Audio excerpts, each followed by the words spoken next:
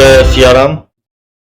नीलांबुज श्यामल कोमलांगम सीता समारोपितवाम भागम पाणौ महासायक चारु चापं नमामि रामं रघुवंशनाथं।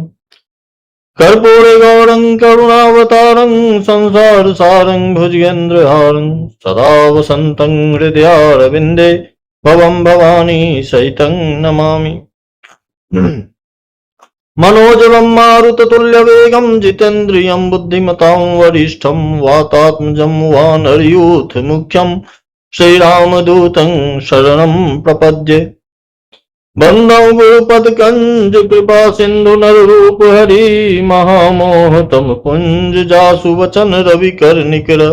जय सिया राम। मानसामृत के इस नए भाग में, नए कांड में आपका फिर से स्वागत, फिर से जय सिया राम। पिछले पाठ में हमने बाल कांड को विराम दिया था, उसका समापन हुआ था।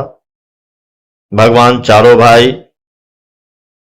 विवाहोपरांत अयोध्या लौट चुके हैं। माताएं बलाएं ले रही हैं। वो आश्चर्य उन्हें बार बार कर रही हैं कि कैसे हमारे इतने सुकुमार बालकों ने इतने भयानक भयानक राक्षसों को मार दिया। देवी अहिल्या का उद्धार किया और जहां पर सारे भूमंडल के राजा हार गए, उस धनुष यज्ञ में विशाल शिव धनुष को तोड़कर और सीता जी से विवाह किया। चारों भाई ब्याह कर घर आए।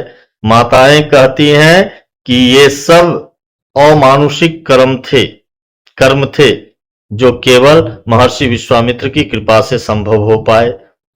माताएं यह भी चाहती हैं कि जितने दिन श्री राम को देखे बिना उनका समय बीता है, उतनी विधाता उनकी आयु से हटा दें, यानी उनकी आयु में शामिल न करें। उतने दिन और उनकी लंबी आयु हो कि वो राम को और ज्यादा समय तक निरखते रहें, देखते रहें। प्रभु ने माताओं को संतुष्ट करके और किसी तरह अपने आप को नींद के वश किया। पूरी रात्रि घर घर लोग जागरण कर रहे हैं। नारियां जो है सो मंगलमय गान कर रही हैं और एक दूसरे को मंगलमय गालियां भी दे रही हैं। इस आनंद उत्सव का वर्णन गोस्वामी जी कहते हैं कि शेषनाग और सरस्वती जी भी नहीं कर सकते, तो मैं क्या कर सकता हूं। फिर भी अपनी वाणी को पवित्र करने के लिए मैंने श्री राम जी की कथा, इनके विवाह की कथा थोड़े शब्दों में कहने का प्रयास किया। विश्वामित्र जी विदा लेते हैं और इसके साथ ही बालकांड का समापन होता है। अब हम नए सोपान की ओर बढ़ रहे हैं अपने पाठ में। नया कांड जो श्री रामचरितमानस का दूसरा कांड है, अयोध्या कांड। यहां से हम इस नए सोपान में आगे बढ़ते हैं। तो आज का पाठ अयोध्या कांड का प्रारंभ करते हुए, हालांकि अयोध्या कांड पढ़ने और सुनने में थोड़ा सा दुरूह अवश्य है, क्योंकि वाणी स्थिर नहीं रह पाती है, बार बार गला रूंधता है। फिर भी प्रभु की कृपा से मैंने अपने प्रयास को आगे बढ़ाने की दिशा में कदम उठाया है। आगे प्रभु की इच्छा और आपका प्रोत्साहन जहां तक मिलता रहे। जय सिया राम। श्री जानकी वल्लभो विजयते। श्री गणेशाय नमः। श्री रामचरितमानस द्वितीय सोपान अयोध्या कांड। यस्यांके च विभाति भूधर सुता देवापगा मस्तगे भाले बाल विधुर गले च गर्लम यस्यो रसी व्यालराट सोयं भूति विभूषण सुरवर सर्वाधिप सर्वदा सर्व सर्वगत शिव शशि निवासी शंकर पातु माम। जिनकी गोद में हिमाचल सुता पार्वती जी, मस्तक पर गंगा जी, ललाट पर द्वितीया का चंद्रमा, कंठ में हलाहल विष और वक्षस्थल पर सर्पराज शेष जी सुशोभित हैं। वे भस्म से विभूषित देवताओं में श्रेष्ठ सर्वेश्वर, संहार करता या भक्तों के पापनाशक, सर्वव्यापक, कल्याण रूप चंद्रमा के समान शुभ्र वर्ण श्री शंकर जी सदा मेरी रक्षा करें। प्रसन्नताम यान गताभिषेकतस्तथा न ममले वनवास दुःखतः मुखाम्बुज श्री रघुनंदनस्य मे सदास्तु सा मंजुल मंगल प्रदा।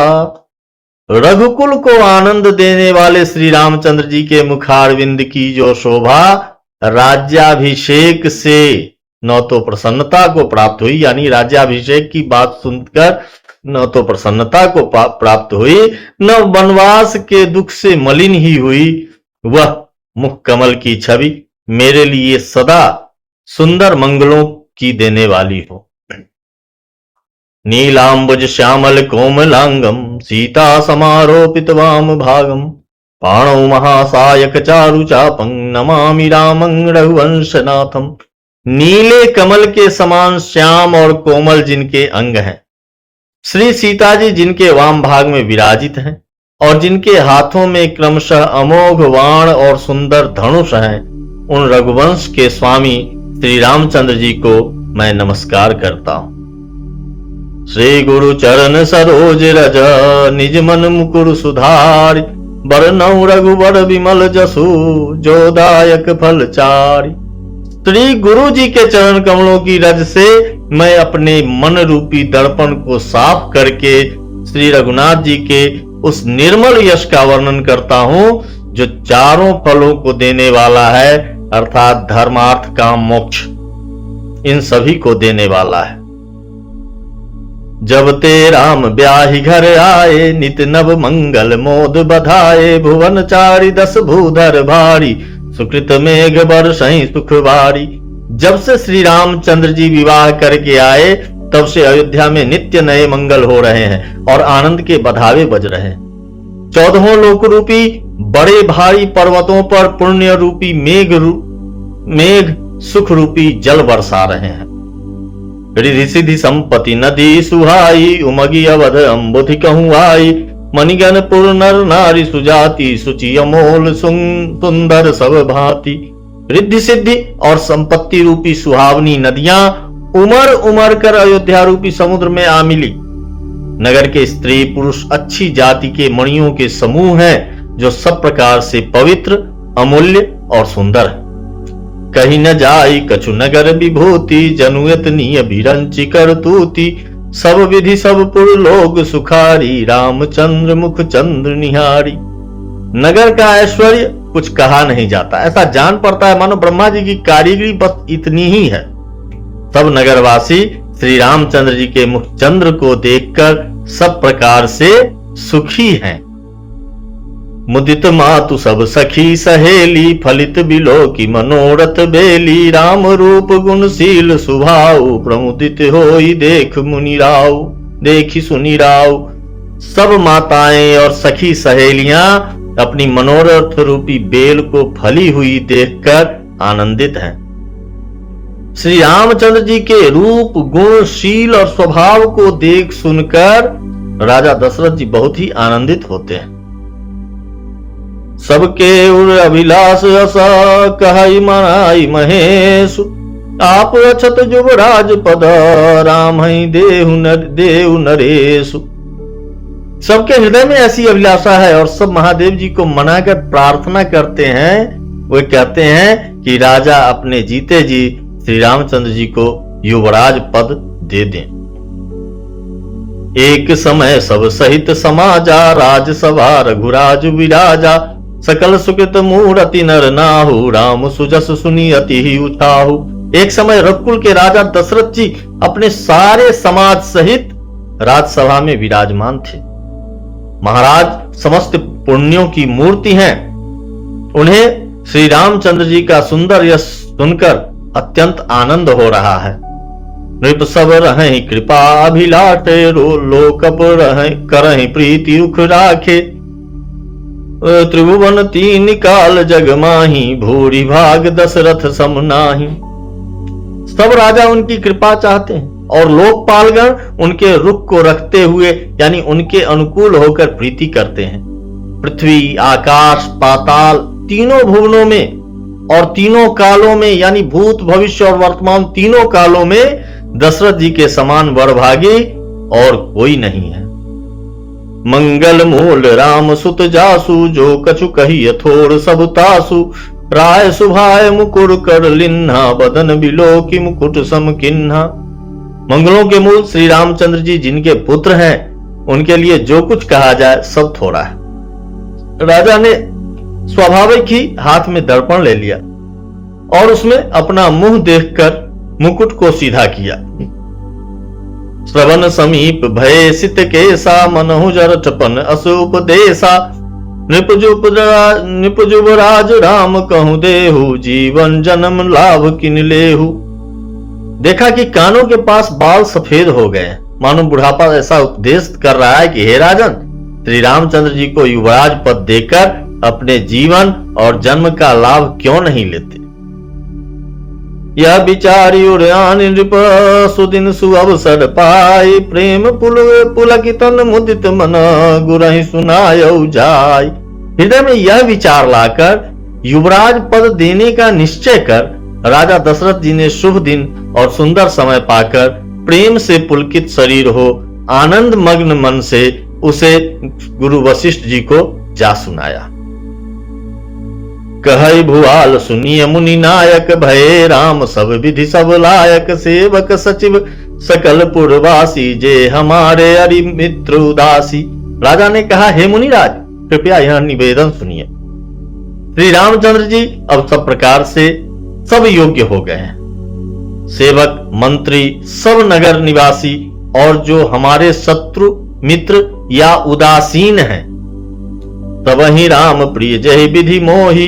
प्रभु असीस जनु तनु धरि सोही।